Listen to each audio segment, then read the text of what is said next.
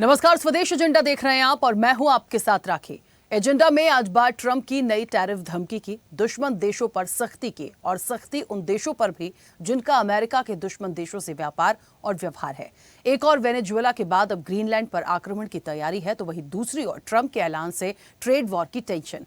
पहले रूस और अब ईरान। अमेरिका और ईरान के बीच बढ़ते तनाव के बीच अमेरिकी राष्ट्रपति डोनाल्ड ट्रंप ने एक सख्त कदम उठाया है, जिसके तहत ईरान के साथ व्यापार करने वाले किसी भी देश को 25% टैरिफ का भुगतान करना होगा। इतना ही नहीं, ट्रंप सरकार का यह आदेश तत्काल प्रभाव से लागू भी है। चीन, भारत, संयुक्त अरब अमीरात, इराक और तुर्की ईरान के प्रमुख व्यापारिक साझेदार हैं, जिन पर इस फैसले का असर पड़ सकता है।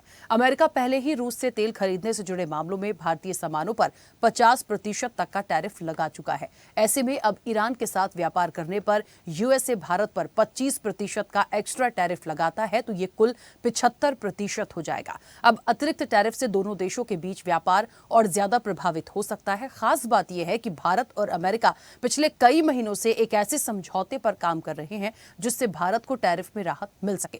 उधर इस पूरे मामले पर अमेरिका की सुप्रीम कोर्ट का एक अहम फैसला भी आने वाला है। कोर्ट ये तय करेगा कि ट्रंप द्वारा लगाए गए वैश्विक टैरिफ कानूनी है या नहीं। अगर अदालत ट्रंप के खिलाफ फैसला देती है तो ईरान के व्यापारिक साझेदारों पर तेजी से टैरिफ लगाने की उनकी क्षमता प्रभावित हो सकती है। लेकिन हाल फिलहाल तो सबसे बड़ा सवाल यही है कि क्या ट्रंप की इस टैरिफ चाल से दुनिया के देशों में ट्रेड पर क्या असर होगा। हम विस्तार से करेंगे चर्चा, उससे पहले देखिए ये रिपोर्ट।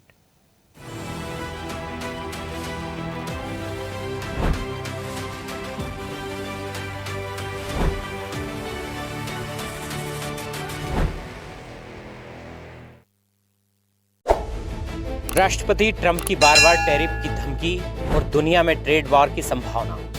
ट्रंप के टैरिफ कदम ने वैश्विक व्यापार को नई चुनौतियों में डाल दिया है। अमेरिकी राष्ट्रपति डोनाल्ड ट्रंप ने एक बार फिर से टैरिफ बम फोड़ा है और रूस की तरह ही ईरान से कारोबार करने वाले देशों को बड़ी चेतावनी दे डाली है। अमेरिका और ईरान के बीच बढ़ते तनाव के बीच राष्ट्रपति ट्रंप ने बड़ा और सख्त कदम उठाया है। ट्रंप ने साफ कर दिया है कि ईरान के साथ व्यापार करने वाले किसी भी देश को इसकी कीमत चुकानी होगी। अमेरिका ने ऐसे देशों पर 25% टैरिफ लगाने का ऐलान किया है। ट्रंप ने अपने social media platform truth social पर लिखा है कि अगर कोई भी देश ईरान के साथ कारोबार करता है तो उसे अमेरिका के साथ होने वाले हर व्यापार पर 25% टैक्स देना होगा। उन्होंने कहा, यह नियम तुरंत लागू होगा और इसमें कोई बदलाव नहीं किया जाएगा। यह टैरिफ खास तौर पर उन देशों पर असर डाल सकता है जिनके ईरान के साथ मजबूत आर्थिक संबंध हैं, जिनमें चीन, भारत, संयुक्त अरब अमीरात, तुर्की और रूस जैसे महत्वपूर्ण देश शामिल हैं। ट्रंप प्रशासन ने इस टैरिफ को सैन्य कार्रवाई की जगह आर्थिक दबाव के रूप में पेश किया है। हालांकि उन्होंने यह भी कहा कि राजनयिक रास्ता अभी भी खुला है और सैन्य विकल्पों पर चर्चा जारी है। आपको बता दें कि पहले ट्रंप ने रूस के साथ व्यापार करने वाले देशों पर 25% का एक्स्ट्रा टैरिफ लगाया था और अब उन्होंने ईरान के साथ कारोबार करने पर 25% का नया टैरिफ लगाने की धमकी दी है। ऐसे में एक बार फिर दुनिया में ट्रेड वॉर की संभावना गहरा गई है। ट्रंप की टैरिफ धमकी को लेकर बात यदि भारत की करें तो रूसी तेल और हथियारों की खरीद को लेकर अमेरिका की ओर से पहले ही भारत पर 25% टैरिफ को बढ़ाकर 50% कर दिया गया है। अब ईरान पर ट्रंप की नई धमकी को देखें तो भारत पर अमेरिकी टैरिफ बढ़कर 75% होने की आशंकाएं बढ़ गई हैं। हालांकि अमेरिकी प्रतिबंधों के बाद भारत का ईरान से तेल आयात 2019 से ही बंद है। ऐसे में आईओसी, बीपीसीएल, एचपीसीएल या फिर कोई भी प्राइवेट रिफाइनरी ईरानी तेल की खरीद नहीं कर रही है, लेकिन इसके अलावा कई चीजों का आयात निर्यात जारी है। हालिया सालों में भारत ईरान के 5 सबसे बड़े व्यापारिक साझेदारों में से एक रहा है। ईरान को भारत से निर्यात किए जाने वाले प्रमुख सामानों में चावल, चाय, चीनी, दवाइयां, कृत्रिम फाइबर, विद्युत मशीनरी और आर्टिफिशियल ज्वेलरी शामिल है। जबकि ईरान से भारत आने वाले सामानों में सूखे मेवे, अकार्बनिक, कार्बनिक रसायन के साथ ही कांच के बर्तन सबसे आगे हैं। बात यदि ईरान भारत के बीच ट्रेड की करें तो वाणिज्य विभाग के आंकड़ों के मुताबिक वित्त वर्ष अप्रैल 2024 से मार्च 2025 के बीच भारत ईरान द्विपक्षीय व्यापार लगभग 1.68 अरब डॉलर तक पहुंच गया था। इसमें भारत ने 1.24 अरब डॉलर का सामान निर्यात किया था, जबकि $0.44 अरब का आयात किया गया था। इसके चलते नई दिल्ली को $0.80 अरब का ट्रेड सरप्लस प्राप्त हुआ था।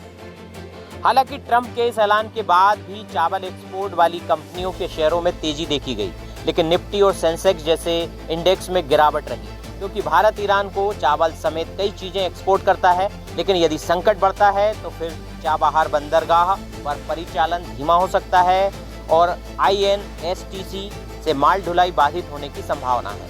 अब ट्रंप के इस टैरिफ कदम ने वैश्विक व्यापार को नई चुनौतियों में डाल दिया है, क्योंकि प्रमुख अर्थव्यवस्थाएं अपने समग्र व्यापार नीति और आयात निर्यात निर्णयों पर फिर से विचार करने पर मजबूर हो सकती है। अगर भारत पर पहले से लागू कुछ अन्य शुल्कों को जोड़ दिया जाए तो अमेरिका भारत व्यापार पर कुल प्रभाव और भी ज्यादा गहरा सकता है। तो वहीं ईरान के सबसे बड़े व्यापारिक साझेदार चीन पर अगर अमेरिका ट्रंप के ऐलान के तहत 25% का टैरिफ लगाता है तो एक बार फिर से दो सबसे बड़ी अर्थव्यवस्थाओं के बीच तनाव देखने को मिल सकता है और दुनिया में ट्रेड वॉर की स्थिति पैदा हो सकती है। चीन ने अमेरिका के इस कदम की आलोचना की है और कहा है कि टैरिफ युद्ध और व्यापार युद्ध में कोई विजेता नहीं होता। I'm the boss, the world's my stage. Your oil, your land, it's all my prey. Removing my doodle, just a little game. International rules don't stand in my way. No permission, no regret. My military has a big man. Cross the line, you will pay. Listen up, do what I say. I do what I want, I take what I need. I do what I want, I take what I need. Rules are for the weak. Power's my creed.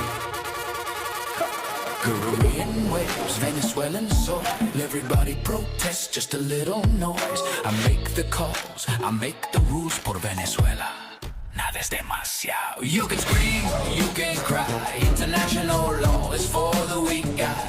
I'm the top, I'm the king. Everything mine, let the chaos reign. I do what I want, I take what I need. I do what I want, I take what I need. Rules for the weak, power's my creed.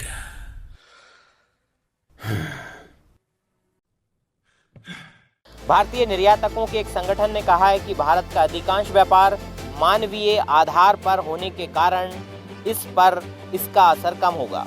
अमेरिकी राष्ट्रपति Donald Trump की ओर से एक बार फिर 25% tariff लगाने की धमकी के बाद भारत ने साफ शब्दों में अपनी स्थिति रखी है। चिंता की बात नहीं है, बिकॉज हमारा जो ईरान के साथ ट्रेड था वो US सैंक्शंस को देखते हुए हो रहा था। इंडियन इंडस्ट्री, इंडियन बैंक्स बहुत कॉन्शियस हैं कि किसी तरह की हम सैंक्शन वॉलेट ना करें। तो OFAC सैंक्शन के अंडर हम जो ह्यूमैनिटेरियन ट्रेड कर रहे थे, जो कि प्राइमरली फूड और फार्मा का था, उसका कोई इम्पैक्ट इसके ऊपर नहीं आना चाहिए। लेकिन जिस तरह का एक स्वीपिंग स्टेटमेंट दिया है, एक कुछ हम तरह की क्लैरिटी आनी चाहिए, जिससे कि जो डाउट है कि इवन ह्यूमैनिटेरियन सप्लाई में भी इम्पैक्टेड, जो कि मेरे को नहीं लगता है होना चाहिए, उससे जो इस तरह की जो दुविधा आ गई वो दूर हो सके। So Iran is a very, very major market. Tariff by the unrest, due to which the entire supply chain has reported a collapse of the money flow, and almost 2,000 crore rupees worth of payments from Iran are due to Indian exporters. Bharat ने इस मुद्दे पर कूटनीतिक भाषा में संदेश दिया है। भारत ने कहा है कि एक तरफा टैरिफ से वैश्विक व्यापार और सप्लाई चेन प्रभावित होती है। भारत अंतर्राष्ट्रीय नियमों और WTO के प्रावधानों के तहत ही व्यापार करता है। किसी भी दबाव की नीति को भारत स्वीकार नहीं करेगा। विदेश मंत्रालय ने साफ संकेत दिए हैं कि भारत स्थिति पर बारीकी से नजर रखे हुए है और जरूरत पड़ी तो अपने व्यापारिक हितों की रक्षा के लिए सभी विकल्प खुले रखेगा। साथ ही यह भी कहा है कि भारत और अमेरिका के बीच रणनीतिक साझेदारी केवल व्यापार तक सीमित नहीं है, बल्कि रक्षा, तकनीक और इंडो पैसिफिक जैसे अहम मुद्दों से जुड़ी है। भारत अपने राष्ट्रीय हितों से कोई समझौता नहीं करेगा, लेकिन साथ यह भी स्पष्ट किया है कि भारत अमेरिका के रिश्ते टकराव नहीं, संवाद और सहयोग पर आधारित हैं, जिस पर राजनीतिक प्रतिक्रियाएं कुछ इस तरह से हैं। देखिए, ट्रंप एक डिक्टेटर की तरह बिहेव कर रहे हैं, हिटलर की तरह बिहेव कर रहे हैं और कॉलोनियलिज्म में यकीन करते हैं। वो अमेरिका को बढ़ाना चाहते हैं, वहाँ पे ग्रीनलैंड पे कब्जा करना चाहते हैं, वेनेजुएला पे उन्होंने कब्जा कर रखा है और कह रहे हैं कि मैं एक्टिंग प्रेसिडेंट हो गया हूँ वेनेजुएला का। उनके दिमाग का इलाज होना चाहिए। लेकिन इससे भी बड़ी बात है, भारत का प्रधानमंत्री क्यों खामोश है? लगातार हमारी बेइज्जती कर रहे हैं, हमारे लोगों को जंजीरों में जकड़ के भेजते हैं। वो कहते हैं कि नरेंद्र मोदी की जिम्मेदारी है कि मुझे राजी करे, और इस पे भी प्रधानमंत्री खामोश है।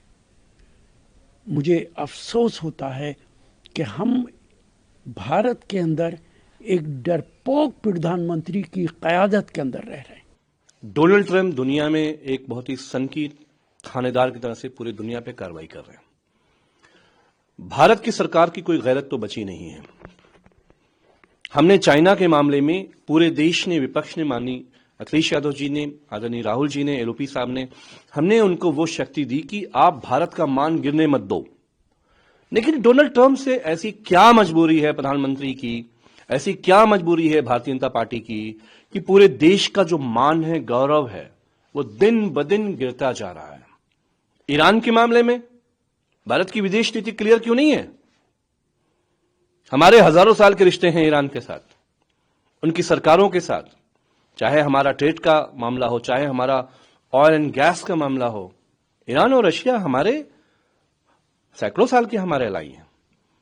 तो ईरान को जिस तरह से डिस्टेबलाइज करने का काम डोनाल्ड ट्रंप कर रहे हैं, भारत की सरकार को उसमें हिस्सा नहीं बनना चाहिए। और भारत की जनता ईरान के साथ खड़ी है कि ईरान कोई डैमेज ना हो, और हम स्टैंड करते हैं कि जो एग्रेशन है अमेरिका का, उसके खिलाफ भारत को खड़ा होना चाहिए।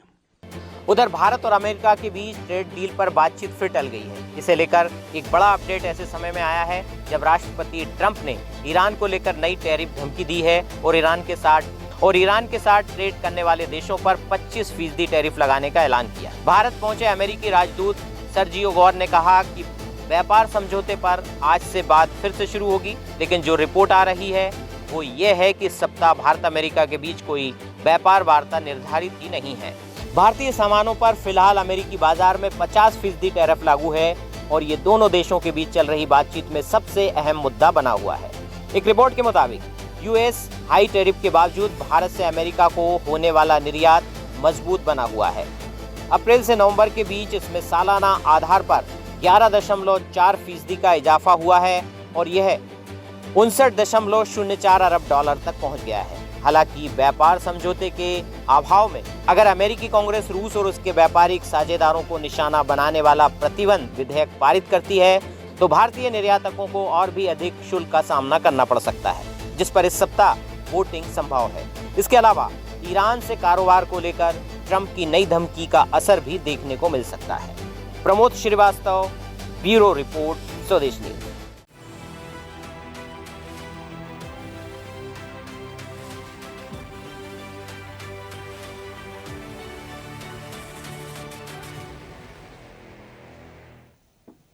चलिए, तो ट्रंप की सनक है और टैरिफ की धमक है, बिल्कुल हो सकती है।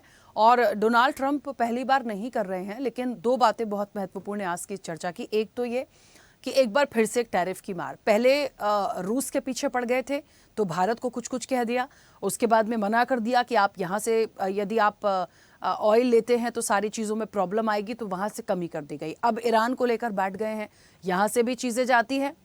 लेकिन इन तमाम चीज़ों की भी समझना पड़ेगा कि क्या ट्रंप इतनी हिमाकत कर रहे हैं, बार बार इस तरह की हरकतें करते हैं। खुद वेनेजुएला में क्या कुछ किया, उसके बाद ग्रीनलैंड के पीछे पड़े हैं। तो देखिए, ट्रंप जो कर रहे हैं उसकी मार उनको वहाँ जो सुप्रीम कोर्ट से डिसीजन आएगा उसके बाद ही मिल सकती है। और यदि वहाँ से एक डिसीजन ऐसा आया कि उनका जो टैरिफ लगा रहे हैं वो वाकई वैध नहीं है, तो फिर आप समझ लीजिए कि तब बड़ी राहत होगी। लेकिन जब तक नहीं आता तब तक तो अपनी मनमानी कर ही रहे हैं। इसी पर हम विस्तार से आज चर्चा करेंगे। तमाम मेहमान हमारे साथ जुड़े हैं। सबसे पहले आपका जल्दी से परिचय करा दें। भारतीय जनता पार्टी का पक्ष रखेंगे केसी जैन। केसी जैन जी, बहुत स्वागत चर्चा में जुड़ने के लिए।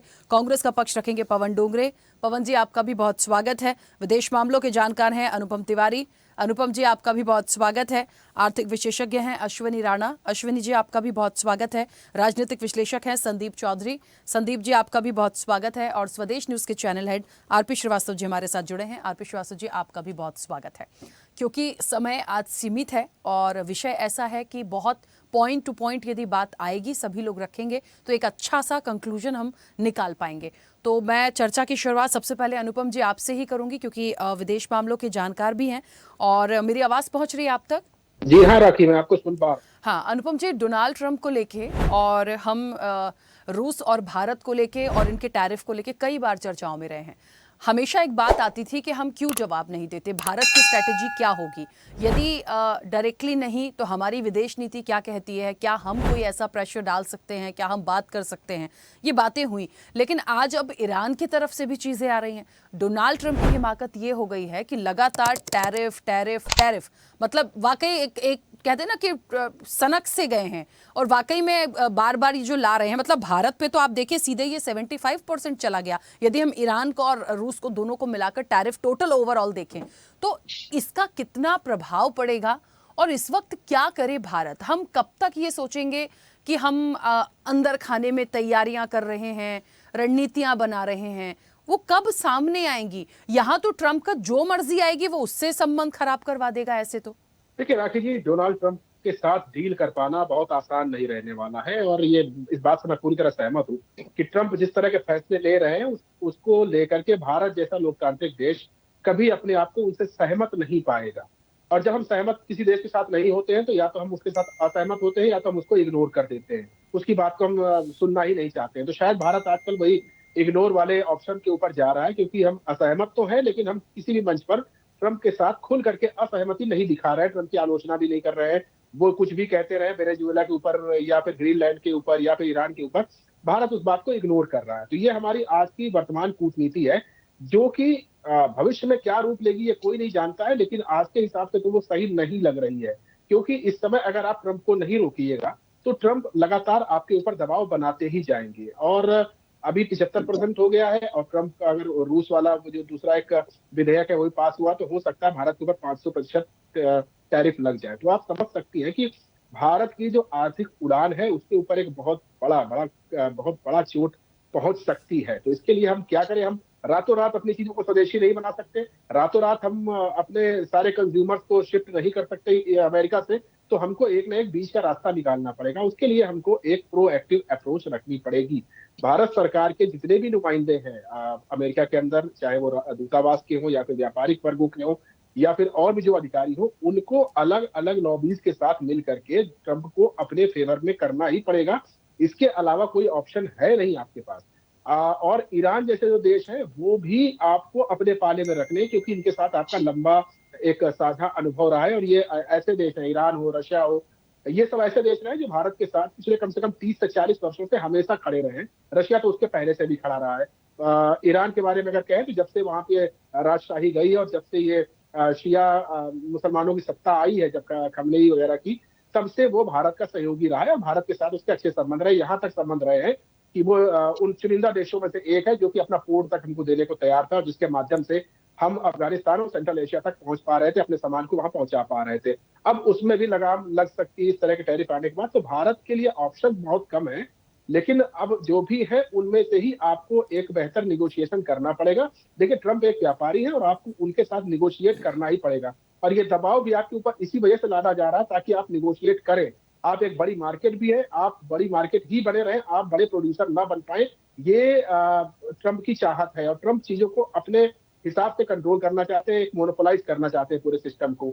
जैसे तेल को पूरी दुनिया में अपने ही अंडर लाना चाहते हैं कि मिडिल ईस्ट का तेल वो मानते हैं कि उन्हीं का है, वेनेजुएला का तेल वो अपने अंदर ले ही चुके हैं। और इसके अलावा अमेरिका और बचा रशिया, तो रशिया के तेल के ऊपर इतना सैंक्शन लगा दिया जाए कि रशिया अपना तेल बेच ही ना पाए, तो पूरी तेल की मार्केट अमेरिका के हिसाब चले। ये उनकी मोनोपोली वाली सोच दर्शाती है। तो भारत को इसका तोड़ ढूंढना पड़ेगा। भारत को जो और लाइक माइंडेड नेशंस है उनके साथ बातचीत ज्यादा करनी पड़ेगी, रशिया के साथ लगातार बात करनी पड़ेगी, और बिना इस डर के कि अमेरिका हमारे ऊपर कितना टैरिफ लगा देगा। रशिया के साथ आप संपर्क अपने सुधारें। यूरोपियन यूनियन के साथ हमने एफटीए लगभग फाइनल कर लिया है, उसके ऊपर बहुत तेज गति से काम करना पड़ेगा, क्योंकि ईयू के साथ भी अमेरिका के संबंध अब बिगड़ते हुए दिखाई दे रहे हैं। तो यहाँ पे आपके लिए एक अपॉर्चुनिटी है कि आप ईयू को अपने पाले में लाएं या ईयू के साथ मिलकर कुछ ऐसे बेहतर ट्रेड डील करें जिससे कि अमेरिका की तरफ से जो नुकसान हो रहा है वो वहां पर आपको फायदा दिला सके। नई मार्केट आप ढूंढने जाइएगा तो आपको कहीं अब कहाँ मिलेगी। अफ्रीका के देश ज्यादातर गरीब हैं, वो आपके लिए बहुत बड़ी मार्केट नहीं हो सकते हैं। हाँ, कुछ सामान आपका वहां खप सकता है जो अमेरिका में खप रहा था। लेकिन अगर आप सोचें कि बड़े बड़े सॉफ्टवेयर वो घाना और बर्किना फासो या नाइजीरिया ये सब देश खरीदेंगे, तो ऐसा नहीं होने वाला है। वहां पे आपकी पहुंच सीमित ही रहने वाली है। तो अफ्रीका एक ऑप्शन है, लेकिन वो ह्यूमैनिटेरियन एस्पेक्ट में अच्छा ऑप्शन है। आपकी टेक्नोलॉजिकल जो पहुंच है वहां तक नहीं पहुंचेगी, या उनके पास इतना पैसा ही नहीं आपको दे पाएंगे। तो यूरोपियन यूनियन या फिर ब्रिक्स के नेशन या फिर ऑस्ट्रेलिया की तरफ आप जा सकते हैं। आपके पास विकल्प होने चाहिए और आपको विकल्प के ऊपर विचार करना पड़ेगा। तो ये बहुत कठिन समय है और डिप्लोमेसी की परीक्षा है, लेकिन जहां ये डिप्लोमेसी की परीक्षा है वहीं पर बेहतर आउटपुट तभी निकलता है जब आप सबसे कठिन दौर पे होते हो। तो इसके लिए मैं आशावादी भी हूँ कि इसका रिजल्ट बहुत अच्छा आने वाला है। ठीक है, बिल्कुल। अश्वनी जी मुझे सुन पा रहे हैं? जी जी बताइए। अश्वनी जी, क्योंकि आप आर्थिक विशेषज्ञ हैं, बहुत प्रैक्टिकल सी चीज़ है सर। ये टैरिफ यदि लागू होते हैं, 50% तो हमारे पास है ही, 75 पे जो हम चले गए हैं और प्लस में जो 500 वाली धमकी मिली थी उसको भी लेते चलें। यदि ये सारा सिनेरियो आता है तो अनुपम जी ने एक चीज़ क्लियर कर दी जो हमें भी समझ में आ रही है। एक तो अमेरिका अपने आगे किसी को कुछ समझता नहीं और है भी शक्तिशाली, कोई इसमें दो राय नहीं। लेकिन भारत के परिप्रेक्ष्य में हमें अपनी चीज़ों को बहुत स्टेबल करने की ज़रूरत है, जो कि नहीं हो रही हैं, क्योंकि हम रिएक्ट नहीं कर पा रहे। अब जो भी उसके पीछे की चीज़ें हैं हर तरह से समझना ज़रूरी है, लेकिन हमारी इकोनॉमी पे कितना इफेक्ट कर जाएगा। देखिए, जहां तक 50% था उसके बाद भी कोई बहुत चीज़ों में बहुत ज़्यादा परेशानियां नहीं आई, लेकिन ये जो परसेंट और बढ़ा, ये अब 75 तक गया। और उस 500 को तो छोड़िए, अभी तो मैं 75 से ही पूछूं, क्योंकि ये तो तत्काल प्रभाव से लागू करने की बात की गई है। तो क्या हम पर बहुत ज़्यादा इफेक्ट पड़ेगा? हमारी इकोनॉमी कहाँ होगी?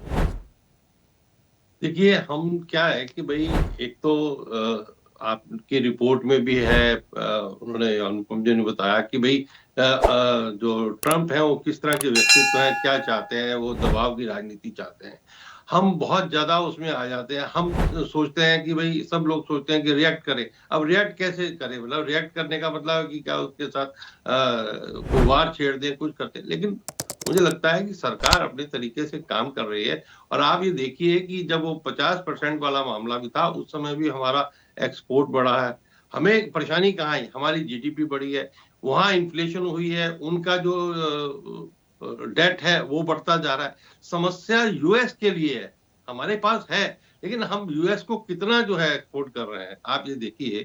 तो इसलिए हमें निश्चित रूप से थोड़ा बहुत समस्या आएगी, लेकिन ये समस्या कोई ज्यादा दिन तक रहने वाली नहीं, क्योंकि सरकार जो है जो बी प्लान पे भी काम कर रही है। बाकी जो कंट्रीज हैं, जैसे अनुपम कह रहे थे कि यूरोपियन यूनियन से भी बात चल रही है और अमेरिका के साथ भी बातचीत चल रही है, लेकिन भारत अपने देश के हितों की अनदेखी करके कोई भी उसके साथ समझौता नहीं करना चाहता। तो ये कम से कम भारत का एक जो स्टैंड है, उसके कारण से भारत की अर्थव्यवस्था, हम क्या अगर सरेंडर कर देंगे और हम उसकी बातों को मान लेंगे तो हमारा क्या कोई बहुत भला होने वाला है? ऐसा नहीं है, उल्टा हमारा नुकसान होगा।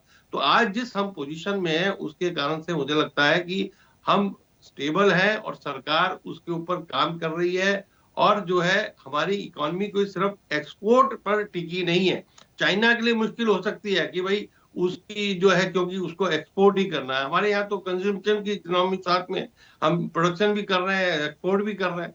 तो हमारे लिए जरूर समस्या आ सकती है, लेकिन इतनी बड़ी समस्या नहीं है कि जितना हम जो है सोच रहे हैं, जितना उस प्रकार से कर रहे हैं। उसकी ये जो हरकतें हैं यूएस की और उनके ट्रम्प की, ये आने वाले दिनों में रुकने वाली है। कारण क्या है कि उनका अपने यहाँ विरोध हो रहा है।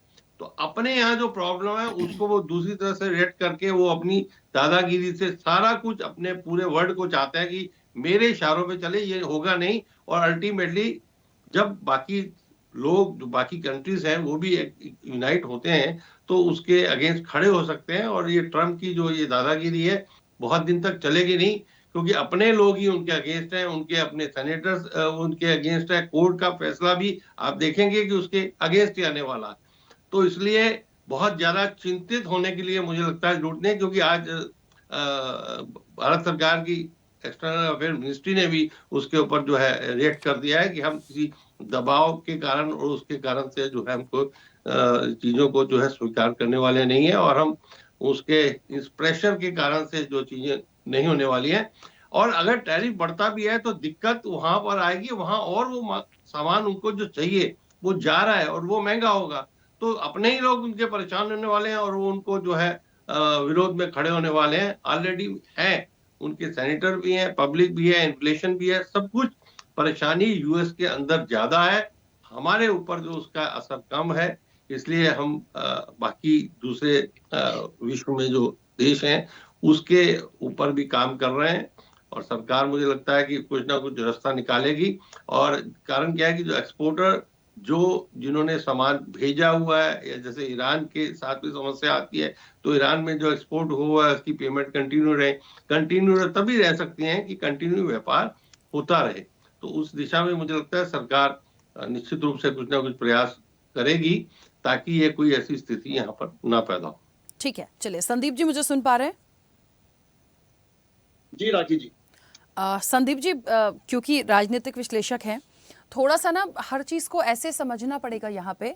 जो मूल रूप से मेरे मन में आया, देखिए विदेश नीति हो गई, कूटनीति हो गई, हम सारी चीज़ों को समझ रहे हैं। हम नहीं कहते कि सामने से एकदम से सारी चीज़ें हो जाएं या एक ही दिन में हम सब कुछ अपने हाथों में ले लें, लेकिन इस पूरे विषय को देखें तो बार बार एक ही चीज़ आती है कि हम कुछ भी रिएक्ट नहीं कर पा रहे हैं। तो क्या हम ये जो, जैसा कि अनुपम जी कह रहे थे कि भारत सिर्फ सारी चीज़ों को इग्नोर ही कर रहा है, तो क्या हम इग्नोर ही करते चले जाएं? अब देखिए, जहां तक रूस की बात आई थी, तेल खरीदना कम हुआ। अब ईरान पर आप कह रहे हैं यहां से व्यापार करेंगे तो मैं 25% टैरिफ लगा दूंगा। कल को आप फिर किसी और से कह देंगे, तो उन्हें जो करना है वो कर रहे हैं, लेकिन हमारे बाकी लोगों के साथ संबंधों का क्या हम वो एक मार सबके साथ मिलकर अमेरिका को दे पाएंगे? ये बड़ा ऐसा सवाल हो गया है जिसका समाधान नहीं दिख रहा। राखी जी, एक कहावत है इधर पश्चिम उत्तर प्रदेश में, हरियाणा में बोली जाती है, जाट बेल्ट में ज्यादातर, वो पता नहीं आप समझते हैं नहीं, कि ठाडे की बहू सबकी दादी और कमजोर की बहू सबकी भाभी। मतलब जो कमजोर व्यक्ति होता है उसकी वैल्यू इतनी नहीं होती, और जो मजबूत दबंग व्यक्ति होता है उसके बारे में लोगों का देखने का, सोचने का तरीका अलग होता है। तो अमेरिका जो है, अमेरिका इस चीज को पूरी दुनिया में प्रूव कर चुका है कि वो सुपर पावर है और उसके सामने कोई कुछ नहीं है। कुछ देश दुनिया में ये भ्रम था कि भाई रसिया उसको टक्कर दे सकता है, लेकिन जिस तरीके से अमेरिका ने रसिया का जो जहाज था उसको भी अपने कब्जे में ले लिया है, तो अब वो भ्रम भी दूर हो चुका है। जिस तरीके से चाइना वेनेजुएला से तेल लेता था, वेनेजुएला दुनिया में सबसे ज्यादा तेल निकालने वाला देश है, चाइना का वो रास्ता बंद हो चुका है। अब ये अमेरिका को पता है जितने गल्फ कंट्री हैं वो सब चाइना अमेरिका के हिसाब से अपना तेल का काम करते हैं। अब जो ईरान है वो भी जहां तक है, मुझे बहुत जल्दी या तो खमैनी साहब भाग जाएंगे देश छोड़ करके, या अमेरिका किसी भी तरीके से वहां कब्जा कर लेगा। वहां का जो तेल है उस पर अमेरिका की नजर है। इधर उधर की बात कितनी भी की जाए परमाणु की, उसकी सीधी सी बात है। क्योंकि अगर आप देखेंगे इराक में जो लड़ाई लड़ी अमेरिका ने वो तेल की थी, लीबिया में जो लड़ाई लड़ी वो तेल की थी, सीरिया में जो लड़ाई लड़ी वो तेल की थी, वेनेजुएला में ये कहकर के मादक पदार्थ ड्रग्स ये वो भी तेल की लड़ाई थी। उनका स्टेटमेंट आ भी गया था कि वहां के तेल का बिजनेस हम करेंगे। तो पूरी दुनिया का जो तेल है ये एक एनर्जी है, पूरी दुनिया इस एनर्जी से ही चल रही है। चाहे चाइना हो, चाहे रसिया हो, या हमारे एरोप्लेन हो, कोई भी चीज हो, कोई सेना हो, वो भी एनर्जी से चल रही है। और ये एनर्जी पूरी दुनिया की अमेरिका अपने कब्जे में लेना चाहता है। फिर इसके साथ ऐसा होगा जैसे अभी हमारे देश के किसानों की हालत है। हम में से कई लोग किसानी से जुड़े होंगे, हम यूरिया का बैग लेने जाते हैं, वो दुकानदार कहता है भाई तुम्हें ये सल्फर भी लेके जाना पड़ेगा। तो फिर अमेरिका अपने हिसाब से पूरी दुनिया का बिजनेस देखेगा, और उसके कुछ देश हैं वो उसके साथ जुड़ करके काम करेंगे। जैसे यूरोपियन कंट्री है, अपनी उनकी एक लॉबी बन जाएगी। बाकी चाहे बांग्लादेश हो, चाहे हिंदुस्तान हो, पाकिस्तान हो, सबको एक नजर से देखा जाएगा। जो उनका गुलाम बन के काम करेगा हो सकता है उसको कुछ रियायत मिल जाए, जो गुलाम बन के नहीं काम करेगा उस पर वही टैरिफ वाला एक तरीका होता है कि भाई तुमसे ये टैरिफ कह लो, टैक्स कह लो, कुछ भी कह लो, उसका डंडा चलेगा। और वो डंडा उसने चला दिया है। और इसका सबसे बड़ी चीज ये होती कि जैसे ही टैरिफ लगता है, जैसे बहुत सैंक्शन से रसिया के ऊपर लगी हुई थी, आपने देखा होगा रसिया की जो मुद्रा है वो बहुत सारे कंट्रीज में फ्रीज हो चुकी है। उसकी कीमत लगातार रसिया की जो वैल्यू वो है डाउन होती चली जा रही है। इसी तरीके से जैसे ही अब सैंक्शन ईरान पर लगेंगे तो ईरान का तेल अगर हिंदुस्तान भी खरीदेगा या बांग्लादेश भी खरीदेगा या कोई भी खरीदेगा, वो ये कहेगा भाई देखिए आपके ऊपर बैन लगे हुए, आपकी वजह से हमारे ऊपर इतना टैरिफ लगेगा, तो हमें तो इसमें पड़ता नहीं आता। ये उसका झटका लगने लगेगा और दूसरे देशों को भी झटका लगने लगेगा, क्योंकि उन्हें अलग अलग तरीके से टैरिफ के माध्यम से उन पर मार पड़ेगी। तो कहीं ना कहीं पूरी दुनिया को अमेरिका कब्जा चुका है। रही बात हमारे देश की के मुंह बंद होना, देखिए जब बांग्लादेश कुछ करता है तो हमारे देश के नेता बोलने लगते हैं, पाकिस्तान कुछ करता है तो हम 1 मिनट में उसे नक्शे से मिटा देने तक की बात करते हैं। एक्ट ऑफ टेरर को एक्ट ऑफ वार तक हम ले जाते हैं कि एक्ट ऑफ टेरर को एक्ट ऑफ वार समझा जाएगा, मतलब हम एकदम युद्ध छेड़ देंगे, हम इतने ताकतवर है। लेकिन मैंने कहा कमजोर के लिए कुछ और होती है आदमी की बोलचाल और तरीका, और मजबूत व्यक्ति के लिए कुछ और होती है तरीका। तो अमेरिका के लिए अमेरिका के राष्ट्रपति और अमेरिका के लोग इतने स्टेटमेंट हमारे देश के खिलाफ, हमारे मोदी जी के खिलाफ, हमारे प्रधानमंत्री के खिलाफ दे चुके हैं, लेकिन देखिए हमने अपनी जबान सील रखी है। तो मुझे लगता है आज की तारीख में हमारी स्ट्रेटेजी, हमारी कूटनीति और समझदारी यही कह रही है सरकार को, जो लगता है, जो हमारी टॉप लीडरशिप को लगता है कि भाई फिलहाल मुंह सील के रखने में फायदा है, क्योंकि अमेरिका चीजें मॉनिटर कर रहा है, वो टैरिफ लगा के भी मॉनिटर कर रहा है, हमारी स्टेटमेंट से भी मॉनिटर कर रहा है। अदरवाइज आपको क्या लगता है मोदी जी जैसा नेता जो लंबे लंबे स्पीच देता है, मोदी जी जैसा नेता जो बोलने के लिए जाना जाता है, मोदी जी चुप रह सकते थे? मोदी जी, वो जो ट्रम्प है, ट्रम्प तो मोदी जी के सामने 5% भी नहीं बोलता। मोदी जी इतने अच्छे अच्छे डायलॉग भी दे सकते थे, और भी बहुत सारी, हम विश्व गुरु तो वैसे ही हैं, और विश्व गुरु के लिए अमेरिका क्या हो सकता है, हम 1 मिनट में उसको नक्शे से मिटा सकते हैं। लेकिन स्टेटमेंट नहीं आ रही है, इसका मतलब ये है कि बैकफुट पे रहना फिलहाल समझदारी लग रही है। ठीक है, चलिए मैं वापस आऊंगी। आरपी श्रीवास्तव जी, ओवरऑल इस विषय को कैसे देखते हैं भारत के परिप्रेक्ष्य में, क्योंकि बार बार ये पहली बार नहीं हो रहा, बार बार हो रहा है। इंतजार इस चीज का है कि अमेरिका से कोर्ट का डिसीजन आ जाए। यदि वहां पर इनके टैरिफ को वैध नहीं बताया जाता है तो जाहिर तौर पर अपने आप सबको राहत मिलेगी। लेकिन भारत के परिप्रेक्ष्य में इस पूरे विषय को कैसे देखते हैं, क्योंकि ये ट्रेड डील, ट्रेड वॉर एक बड़ी चिंता बन गया। नहीं, देखिए राखी, बिल्कुल चिंता का विषय है। और अभी हमारे एक्सपर्ट ने जिस तरह की अपनी बात रखा है कि ट्रंप के इस टैरिफ का जवाब भारत क्यों नहीं दे रहा, तो उसका एक मतलब एक तरीका है जो शायद हमें लगता है कि हम भारत सरकार उसको एडाप्ट कर चुकी है। वो तरीका ये है कि भाई एक जिस तरह का ट्रंप का जो कैरेक्टर है, जिस तरह ट्रंप बार बार बयानों के माध्यम से, तमाम पर धमकियों के माध्यम से जो बातें कह रहे हैं, तो उसमें कहीं ना कहीं ये चुप रहना भी एक इग्नोर करना भी एक पॉलिसी हो सकती भारत सरकार की। हालांकि हम उसको बड़े अंदर से खुलासा नहीं कर सकते, ना ही हमें उतनी जानकारी है, लेकिन एक ये बात तो तय है कि अगर कोई एक ऐसा व्यक्ति है जो सनकी है, जो बात ही नहीं सुनना चाहता। अभी आप देखें, कुछ दिन पहले ये अभी हाल में हो रहा था कि भारत और अमेरिका के बीच में ट्रेड डील होने की संभावना है, जो 50% टैरिफ को लेकर के। तब तक आप देखिए अचानक वो जो है ईरान से अगर कोई आप व्यापारिक समझौता करते हैं तो फिर 25% और टैरिफ बढ़ा दिया, मतलब 75% हो गया, और 500% टैरिफ की धमकी देते रहते हैं। तो ट्रंप एक ऐसा व्यक्तित्व जो बड़ा मतलब विचलित मानसिकता का है, या हो सकता है कि अपने नेशन को लेकर के या अपने देश को लेकर के, हमें बार बार कहते हैं कि उनके देश में भी विरोध हो रहा है, तमाम चीज़ें सामने आ रही हैं, लेकिन ये राजनेता जो हैं जिस तरह से देखते हैं ना, कोई अंदरूनी अगर कोई खतरा है या कोई आवाज़ें उठ रही हैं तो उसको डाइल्यूट करने के लिए एक नया तरीका ढूंढ लेते हैं। शायद ट्रंप वो भी कर रहे हों। और दूसरी सबसे बड़ी बात है कि जहाँ तक भारत पर असर की बात है, देखिए एक व्यवसाय जो चलता रहता है, अगर उसमें इस तरह का कोई गतिरोध होता है तो निश्चित रूप से उन देशों पर भी असर पड़ता। हम चाहे जितना भी कह लें कि भाई हमारे पर कोई असर नहीं पड़ता, लेकिन ऐसा नहीं है। एक बहुत बड़ा जो है भारत और अमेरिका के बीच में व्यापार है, व्यापारिक समझौता है और व्यापार हो रहा है। लेकिन उसके बावजूद भी अगर राखी देखो तो वो अगर उनका नुकसान हो रहा है तो मतलब हमारा भी तो नुकसान हो रहा है, हमारे निर्यात पर जो असर पड़ रहा है, तो इसको भी देखना होगा। हमें लगता है कि भारत जो है वेट एंड वॉच की स्थिति में है। जहाँ तक चाइना या अन्य देशों का सवाल है, जिस तरह से रसिया को लेकर के बात आई कि अगर तेल खरीदेंगे तो 25% टैरिफ लगा देंगे।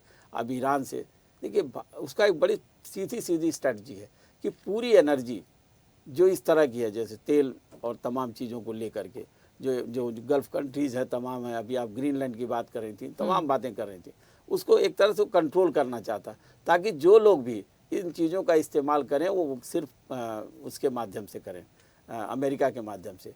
उसने डिक्लेयर भी कर दिया कि वो एक्टिंग प्रेसिडेंट के रूप में काम कर रहा। बताइए, सीधे मतलब किसी आदमी का उठा के, पूरे राष्ट्र के राष्ट्राध्यक्ष को उठा करके एक ऐसा चार्ज लगा के अपहरण कर लेना और फिर पूरे देश पर कब्जा कर लेना, मतलब उसकी नीति देखिए आप क्या है। तो सबसे पहली बात है कि अब देखिए अमेरिका दूसरे ट्रैक पर चल रहा है। वो कोई वार की स्थिति नहीं है कि बस सीधे लड़ाई लड़ो, बल्कि वो आर्थिक युद्ध की तरफ बढ़ रहा है और उसमें ऐसे सारे देशों को घुटना टेकने के लिए मजबूर करना चाहता है। हालांकि ये संभव नहीं है, केवल है कि अमेरिका भले ही बहुत शक्तिशाली हो, लेकिन अन्य देश भी हैं जो उस क्यू में हैं, उस लाइन में खड़े हुए हैं। उसमें भारत भी है। भारत का भी व्यापार पिछले दिनों में काफ़ी बढ़ा है। हमारे यहाँ बिल्कुल सरकार भी इस तरह का प्रयास कर रही है। आप देखिए 2008 में जब मंदी का दौर था, उस समय भारत में मंदी नहीं थी, तो हिंदुस्तान पर हम मानते हैं कि उतना असर नहीं पड़ सकता है कि हिंदुस्तान को कहीं आर्थिक रूप से कोलैप्स होना पड़े, लेकिन इतना जरूर है कि व्यापार यदि घटता है और अगर मान लीजिए सब ये सारी चीज़ें हमारे सामने रहती हैं तो उसका असर कहीं न कहीं पड़ता है। भारत बहुत बड़ा बाज़ार है, तो हम बाज़ार के भरोसे थोड़े चलेंगे। भारत प्रोड्यूसर भी तो है भाई, सवाल है कि उनका सामान खरीदने वाला बाज़ार तो है। इस पर जो अमेरिका की नज़र है, क्योंकि ऐसे बाज़ार को ख़त्म नहीं करना चाहेगा, लेकिन हम प्रोड्यूसर भी तो हैं।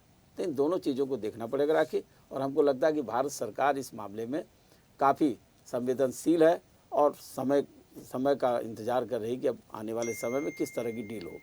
बिल्कुल ठीक है। केसी जैन जी, मुझे सुन पा रहे हैं? केसी जैन जी, हमारी आवाज मिल रही है आपको? हाँ केसी जैन जी, मैं सुन पा रही हूँ। पूरी नजरें, पूरा दारोमदार सरकार की तरफ है, प्रधानमंत्री नरेंद्र मोदी जी की तरफ है, और भारत के ऊपर है कि यहाँ से अभी हम इस वक्त क्या कर सकते हैं। कब तक चुप बैठेंगे, और चुप बैठने के पीछे भी यदि कोई स्ट्रैटेजी है हमारी, तो हमें कैसे डील करना है? देखिए राखी जी, अभी संदीप जी ने भी अपनी बात रखी और अनुपम जी ने भी, और अश्विनी जी ने तो बिल्कुल स्पष्ट किया कि वेट एंड वॉच की नीति हमको क्यों होना है।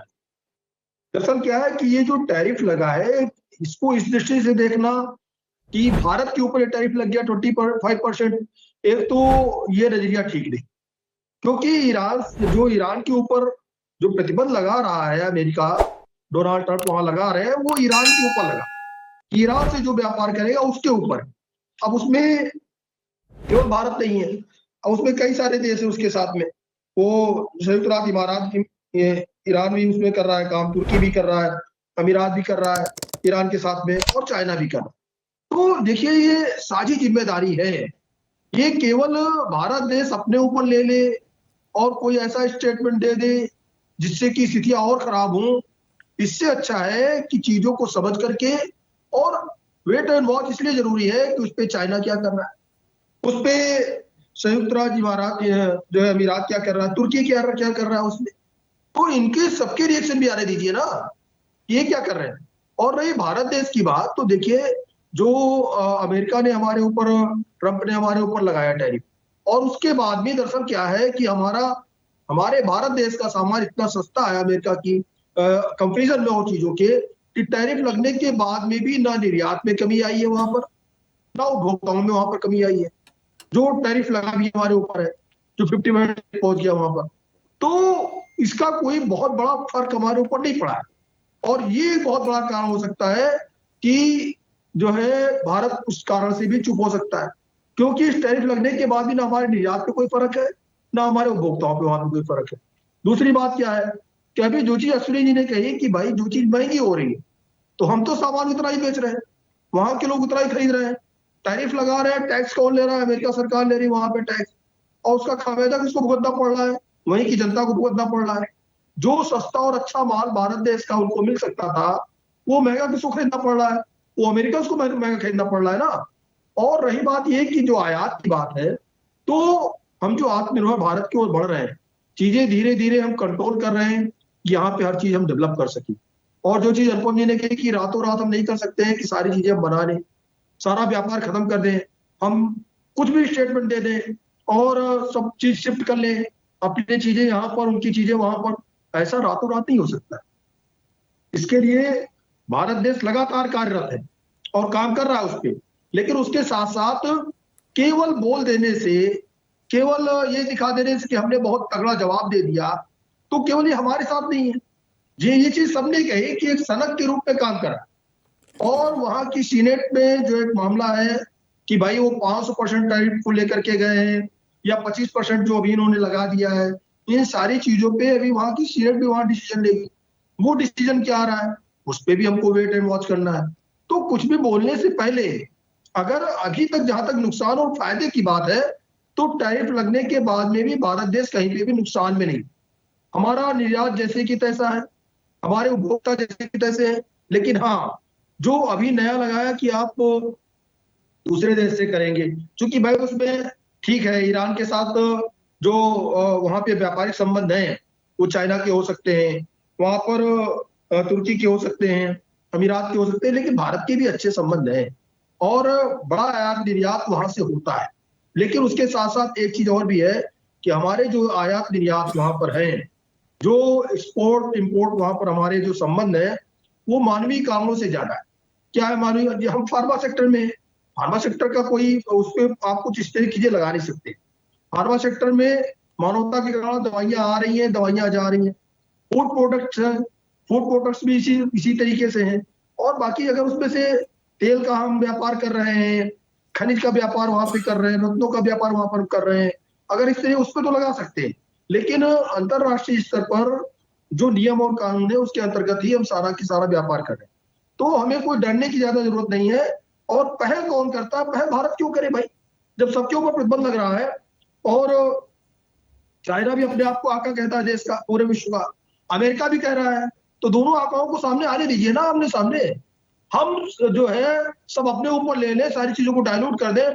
बाकी देश यही चाहते हैं कि भारत अग्रसर होकर के सारा मामला अपने ऊपर ले ले। तो क्यों ले ले भारत अपने ऊपर सारा मामला? जब उसका प्रभाव अन्य कई देशों पे पड़ रहा है तो उनको भी डिसीजन लेने दीजिए। अगर वो एक टेबल पे आते हैं, हमसे बातचीत करते हैं, तो हम उसके लिए तैयार हैं कि भाई इसमें क्या होना चाहिए। अगर 5, 7, 10 देश हैं जिनके सबके ऊपर प्रभाव पड़ रहा है और एक टेबल पे आ रहे हैं, भारत को निमंत्रण देते हैं, भारत तैयार उसके लिए कि भाई क्या करना चाहिए अमेरिका में इस स्थिति में, अमेरिका को क्या जवाब देना चाहिए। तो एक संयुक्त रूप से एक जवाब जाना चाहिए, ना कि सिर्फ भारत का जवाब जाना चाहिए। और हमें लगता है कि भारत सरकार इन सारी चीजों को लेकर के बिल्कुल संकल्पबद्ध है और साथ ही साथ वेट एंड वॉच की नीति के साथ साथ जो भी कूटनीतिक चीजें हैं उनको लगातार क्रियान्वयन भारत देश का। ठीक है, चलिए क्योंकि समय की भी सीमा है, पवन जी पूरे विषय को कैसे देखते हैं? एक मजबूत विपक्ष भी है, क्या हो सकता है? क्योंकि भारत के परिप्रेक्ष्य में हम बात कर रहे हैं, देखिए बाकी लोग क्या जवाब देंगे नहीं देंगे, उनके देश की स्ट्रैटेजी क्या है, उनकी इकोनॉमी किस तरीके से काम कर रही है। हम तो भारत के परिप्रेक्ष्य में बात कर रहे हैं, कैसे देखते हैं? राखी जी, डोनाल्ड ट्रंप भारत के साथ में उस समय से जुड़े हुए बिजनेस को लेकर, जब वो पॉलिटिकली बिजनेस नहीं थे, तभी भी इंडिया के अंदर ट्रंप टावर्स थे। यानी आप देखेंगे जितने हमारे मेट्रो सिटीज है, उन सारे सिटीज के अंदर डोनाल्ड ट्रंप के अपने खुद के टावर्स है। और वो इंडिया के माइंडसेट को बहुत अच्छे से स्टडी करते हैं। वो यहाँ पर बिजनेस को ग्रो करना चाहते हैं और वो चाहते हैं कि दबाव नीति बनाकर उनके बिजनेस को और यहाँ पर फ्लरिश करे।